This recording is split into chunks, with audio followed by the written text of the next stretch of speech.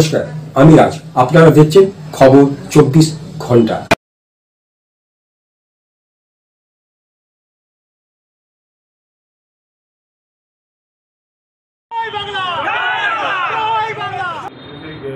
বাংলা ভাষার বিরুদ্ধে বাঙালিদের উপর অত্যাচার, SIR এবং ভোট চুরি নরেন্দ্র মোদী, তার প্রতিবাদ জানিয়ে আমরা আজকে বাইক মিছিল করলাম।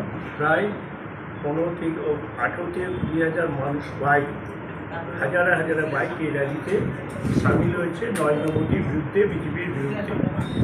বাংলা ভাষা আমার বাংলা, আমারই বাংলা। এই বাংলা ঋষি অরবিন্দ ঘোষ থেকে আরম্ভ করে মাতঙ্গিনী হাজরা, এই বাংলা বিনয় বাদক দীনেশ থেকে আরম্ভ করে নেতাজি সুভাষচন্দ্র বোস, এই বাংলায় বিতলতা দেবী থেকে আরম্ভ করে রামকৃষ্ণ পরমহংসদেব, শারদাময়ী মা, শারদাময়ী মা থেকে আরম্ভ করে স্বামী বিবেকানন্দ, সবারই বাংলা। সেই বাংলার প্রতি যে বঞ্চনা, বাংলার প্রতি যে অত্যাচার, বিজেপি শাসিত রাজ্যগুলো বাংলায় কথা বললে সেখানে তাদের উপর মারধর করা হচ্ছে।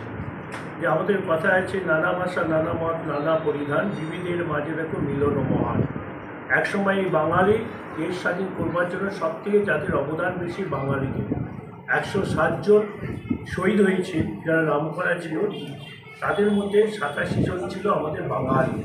তো বাঙালির অবদান, বাঙালি আজকে বিশ্ব জয় করেছে, বাঙালি আজকে ভারত জয় করেছে, বাঙালি আজকে দেশ স্বাধীন করেছে।